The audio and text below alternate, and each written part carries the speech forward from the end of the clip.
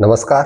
स्वागत है आप सभी का हमारे YouTube चैनल पर, जहां पर हम आपको फिजियोथेरेपी और हेल्थ से रिलेटेड जानकारी देते हैं। आज हम बात करेंगे एक ऐसे टॉपिक के बारे में जो बहुत ही कॉमन है, सब लोग लगभग करते हैं, जो है आपके बेड के ऊपर बैठ के पढ़ाई करना।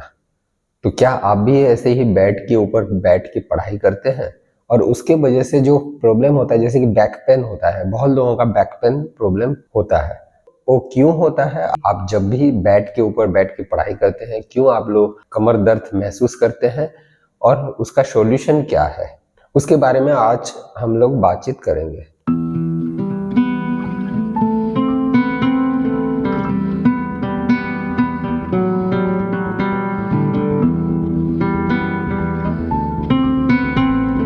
देखिए, लगभग सब लोग वैसे ही बेड के ऊपर बैठ के पढ़ाई करते हैं, लेकिन आप लोगों को जरूर पता होगा कि आप ज़्यादा समय तक अगर बैठ के पढ़ाई करते हैं, आपके लोअर बैक एरिया में तनाव महसूस करते हैं उसके वजह से, और कभी कभी बहुत ही दर्द भी महसूस करने लगते हैं।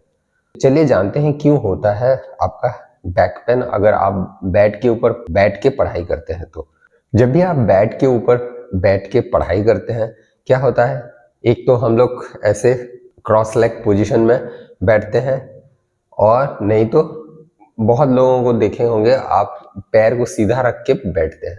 तो जब भी हम लोग पैर को सीधा रख के बैठते हैं और पढ़ाई करते हैं, तब क्या होता है कि आपका हामस्ट्रिंग अल्टीमेट स्ट्रेच पोजीशन में होता है। हामस्ट्रिंग जो थाई का बैक साइड का मसल्स है, वो हामस्ट्रिंग अल्टीमेट स्ट्रेच पोजीशन में होता है। तो आपका जो पेल्विक बोन है उसको होल्ड करके रखता है।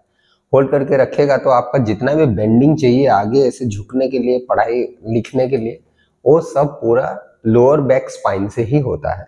तो जब लंबी समय तक आपका लोअर बैक बेंड होके रहेगा, बॉडी वेट को संभालता रहेगा, तो क्या होता है कि आपका बैक मसल का स्ट्रेन होने का चांसेस रहता है। और आप जब पैर को मोड़ के जब बैठ के पढ़ते हैं, तब भी क्या होता है कि आपको झुकना पड़ता है, झुक के लिखना पड़ता है। तो जब झुकते हैं तो वो ही एक्सेसिव बेंडिंग होता है लोअर बैक से, और उसके वजह से आपका लोअर बैक का मसल स्ट्रेन होने का चांसेस होता है।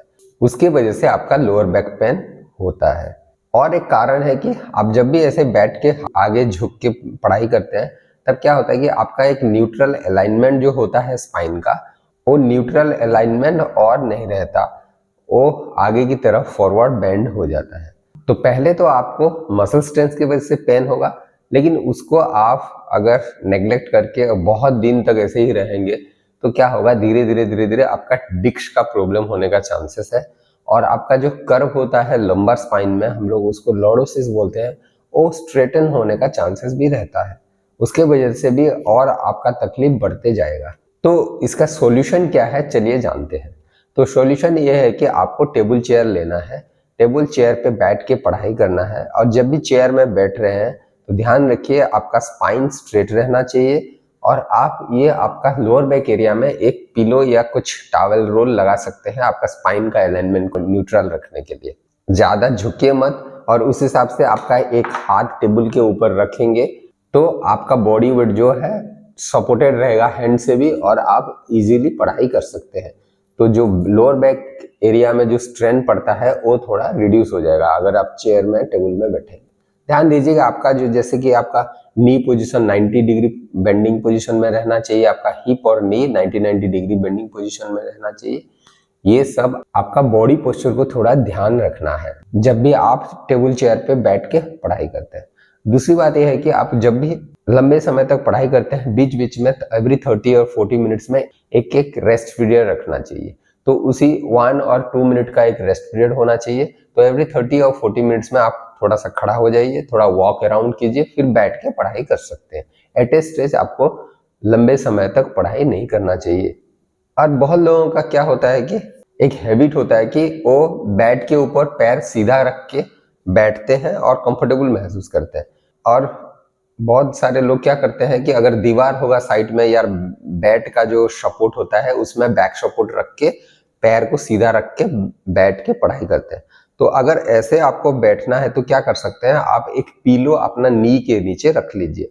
तो क्या होगा कि आपका नी थोड़ा बेंड होके रहेगा, तो हैमस्ट्रिंग मसल जो है वो थोड़ा अल्टीमेट स्ट्रेच पोजीशन में जो रहता है वो थोड़ा लूज होके रहेगा, तो आपका पेल्विक का मूवमेंट थोड़ा अलाउ करेगा।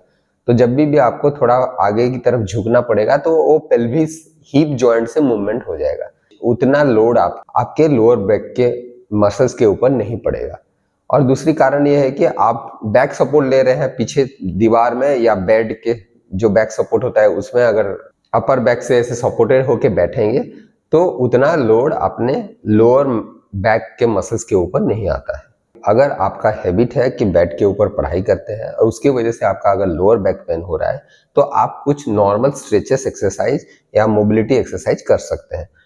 ऑलरेडी हम लोग उसके ऊपर एक वीडियो अपलोड कर चुके हैं, तो आप हमारे प्लेलिस्ट में जाके उस स्ट्रेचिंग और मोबिलिटी एक्सरसाइज को देख सकते हैं। तो हम लोगों को पता चल गया है कि क्यों आपका लोअर बैक पेन होता है अगर आप बेड के ऊपर पढ़ाई करते हैं और उसका सॉल्यूशन क्या है। अगर आपको ये वीडियो हेल्पफुल लगी तो लाइक करिए और अपने दोस्तों के साथ शेयर कीजिए और हमारे चैनल को सब्सक्राइब करना ना भूलें। Stay healthy and pain free. नमस्कार।